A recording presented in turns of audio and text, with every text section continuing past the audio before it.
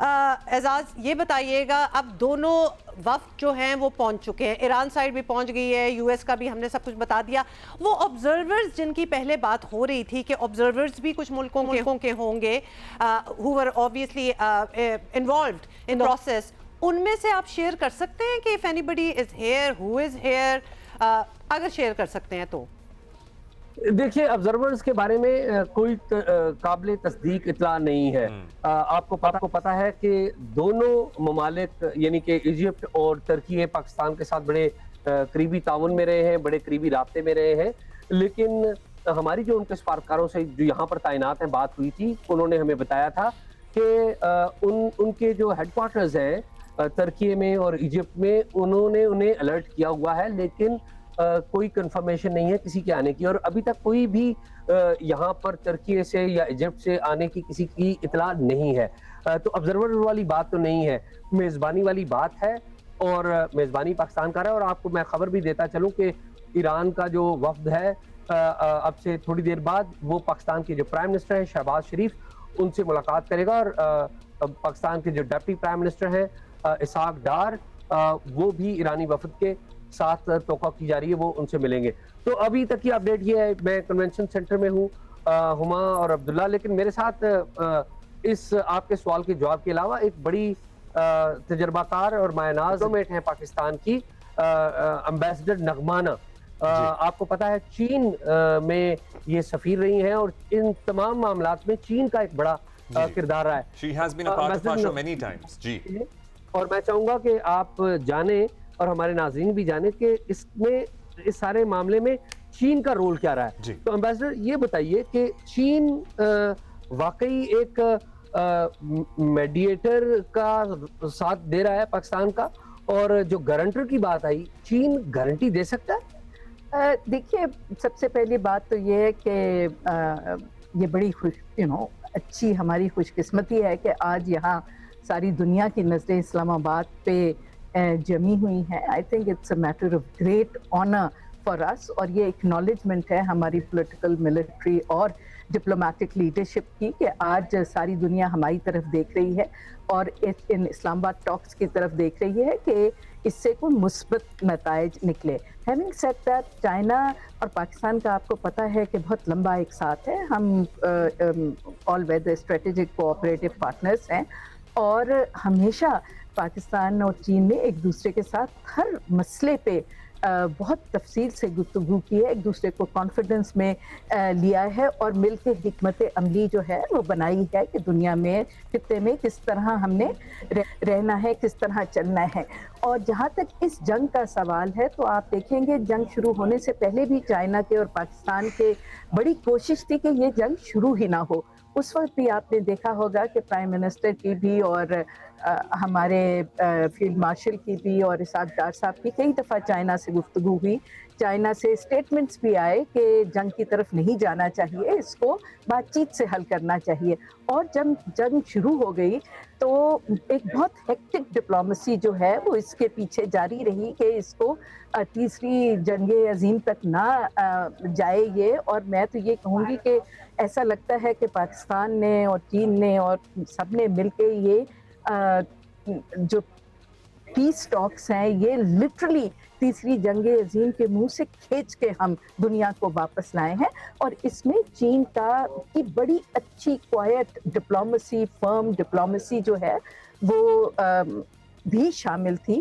آپ نے دیکھا ہوگا کہ جیسے ہی ہم نے 4 فارن منسٹرز یہاں آئے مڈل اسٹیٹس کے, اور ہم نے ان کو یہاں ہوسٹ کیا, تو اس کے بعد جو فیصلے ہوئے وہ ہم فوراً بیجنگ گئے. ہمیں وانگ جی جو ان کے فارن منسٹر ہیں, اسٹیٹ کاؤنسلر ہیں, انہوں نے بلایا اور ہماری بہت ڈیٹیلڈ وہاں پہ گفتگو ہوئی, اور اس کے نتیجے میں جو بہت ہی امپورٹنٹ 5 پوائنٹس نکلے, آپ دیکھیں کہ وہ بھی ان ٹاکس کا حصہ ہے, اور انہوں نے بہت زیادہ چیزوں کو ٹاکس کی طرف لانے میں فیسیلیٹیٹ کیا. بلکہ آپ نے ڈونلڈ ٹرمپ بہت کم کسی کی اس طرح ایکنالج کرتے ہیں, لیکن انہوں نے ایکنالج کیا کہ چائنا کا بھی اس میں بہت کوائٹ اور بہت فرم رول تھا to actually bring the Iranians on the table. اور پاکستان کا رول تو خیر بہت زیادہ ہے ہی، جس کی آج پوری دنیا جو ہے وہ اس کو ایکنالج کر رہی ہے. اور یقین جانیے مجھے آج اتنی خوشی ہے یہاں آپ کے میڈیا سینٹر میں کھڑے ہو کے یہ دیکھتے کہ پوری دنیا کا میڈیا یہاں موجود ہے. کوئی چینل نہیں ہے انٹرنیشنل جو یہاں موجود نہ ہو. اور پوری دنیا کی اس وقت جو آس ہے اور جو امید ہے ایک امن کی، ایک پیس کی، ایک لانگ ٹرم پیس کی، کہ دنیا ایک سوشو اکنامک ڈیولپمنٹ کی طرف جائے، لوگ اس جھنجھلاہٹ سے نکلے جس میں اس وقت پھنسے ہوئے ہیں. تو اللہ کرے کہ یہ آج جو بات چیت ہے وہ اسی طرح، اسی کمٹمنٹ سے، اسی سوبرائٹی سے آگے چلے.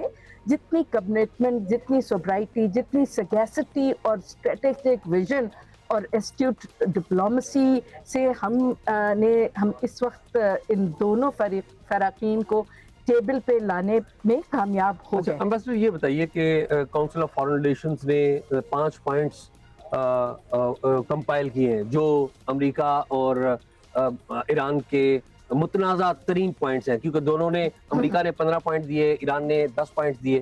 اور کاؤنسل آف فارن ریلیشنز کہتی ہے کہ اسٹریٹ آف ہرموز کا ایک ایشو ہے جو بڑا متنازع ہے، کیونکہ ایران چاہتا ہے کہ ٹول لے. پھر نیوکلیئر کا ایشو ہے. پھر ساتھ ہی ساتھ وہ کہتے ہیں کہ ملٹری لمٹس کا ایشو ہے کہ ایران چاہتا ہے کہ ریجن سے امریکن فورسز چلی جائیں.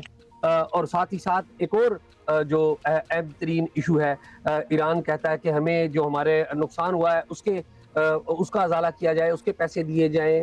اور پھر لیبنان ہے. پھر وہ کہتے ہیں کہ ہمارے جو آپ نے ایسٹس فریز کیے ہوئے ہیں، یہ ساری چیزیں، یہ جو سب سے زیادہ متنازع پوائنٹس ہیں، یہ ہمارے سامنے ہیں.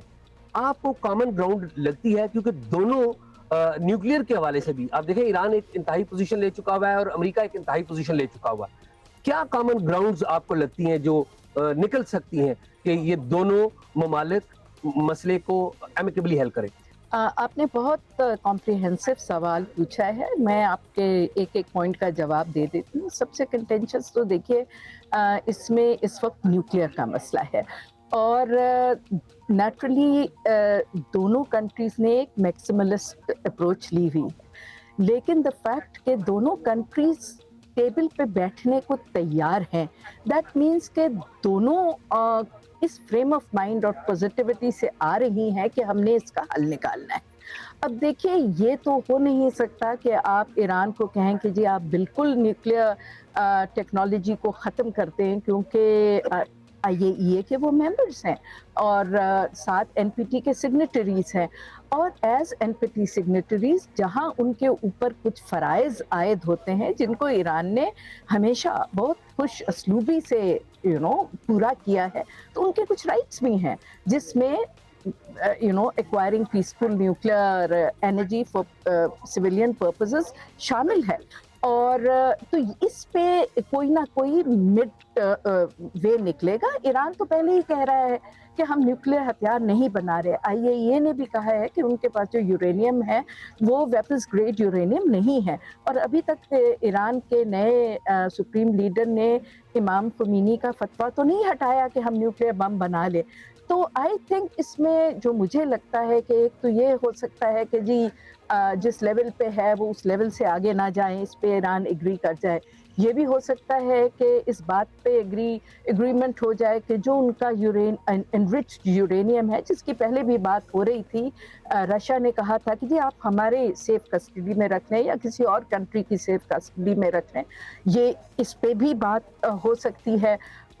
اور اس پہ بھی بات ہو سکتی ہے کہ جی ٹھیک ہے، جو این پی ٹی کے اندر ان کے جائز حقوق اور فرائض ہیں وہ اس کو مطلب فالو کرتے رہیں، اور آئی اے ای کے سیف گارڈز میں ان کی ساری فیسلٹیز چلی جائیں. اور جے سی پی او جو 2015 کا تھا اسی کے تحت عمل درآمد کر لیں. نہیں، جے سی پی او ای کے بارے میں بہت ذکر لوگ کرتے ہیں، اس کو سمجھ لینا چاہیے کہ وہ ایک 10 ایئرز کا ایگریمنٹ تھا اور اس کے بعد 2 سال کا اس کا ایک کولنگ آف پیریڈ تھا. تو آپ جے سی پی او اے 2 کر سکتے ہیں. جے سی پی او اے تو ختم ہو گیا نا، اس کا کولنگ آف پیریڈ بھی ختم ہو گیا. تو آپ اس کی طرح کا یا جے سی پی او اے 2 کر لیں یا پھر اس کے उसके मुकाबले का कोई और एग्रीमेंट कर लें। कोई चीज तो आपको लॉन्ग टर्म स्टेबिलिटी के लिए चाहिए। अच्छा, क्विकली आप ये बताएं, आप स्टेट ऑफ हॉर्मुज का मैं आपको एक छोटा सा पॉइंट बना दूं। जहां आपने स्टेट ऑफ हॉर्मुज का जिक्र किया, तो प्लीज अंडरस्टैंड कि 24 नॉटिकल माइल्स तक जो आपके वाटरवेज होते हैं आपके बॉर्डर के साथ, वो आपके टेरिटोरियल लिमिट्स का हिस्सा होते हैं। और एक तरफ ओमान है, एक तरफ पाकिस्तान है। तो जो एरिया जिसकी हम बात कर रहे हैं उसको हमेशा ईरान ने कहा है कि ये हमारी टेरिटोरियल लिमिट्स में आता है। हैविंग सेड दैट, वो उन्होंने ऑलरेडी देखे वहाँ से जहाज वहाज जाने, उन्होंने कहा है कि आप ले जाए, बट आप ज़रा टेक्निकल कोऑपरेशन कर लें, क्योंकि माइंस वगैरह भी हैं और चीज़ें भी हैं। और कोई मतलब एनिमी रिलेटेड कोई एक्टिविटी ना करें जिसमें एनिमिटी शामिल हो, तो आप गुजर जाए, लेकिन हम टोल देंगे। उस पर भी हो सकता है ये, क्योंकि ईरान का बहुत नुकसान हुआ है। इनको रेपरेशंस कोई देगा या नहीं देगा, बड़ी मुश्किल सी बात है। देखते हैं कहाँ बात जाती है। रेपरेशंस के मुतबादल में वो कह रहे हैं कि हम आपकी सैंक्शंस खत्म कर देते हैं। नहीं, सैंक्शंस भी खत्म कर देंगे, और ये भी हो सकता है। सैंक्शंस भी देखिए, एक तो नहीं है, layers and layers and layers of sanctions है। यूएन की सैंक्शंस है, ईयू की सैंक्शंस है, बायलैटरल सैंक्शंस है। तो बहुत कॉम्प्लिकेटेड चीज है। तो वो देखना पड़ेगा कि किस किस लेयर की सैंक्शंस, किन किन चीजों की सैंक्शंस खत्म हो।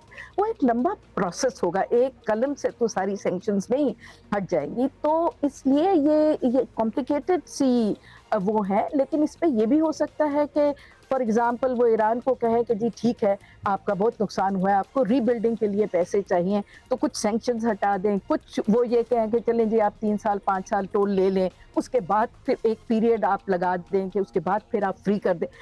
तो देखिए, ऑप्शंस बहुत होते हैं नेगोशिएशंस में। अब देखना यह है कि आज शाम तक बहुत सारी बातें तो ऑलरेडी तय हो चुकी होंगी डेलीगेशन लेवल टॉक्स के ऊपर। यही 2-3 कंटेंशियस पॉइंट्स हैं। बहुत शुक्रिया आपका, बहुत शुक्रिया आपका एजाज।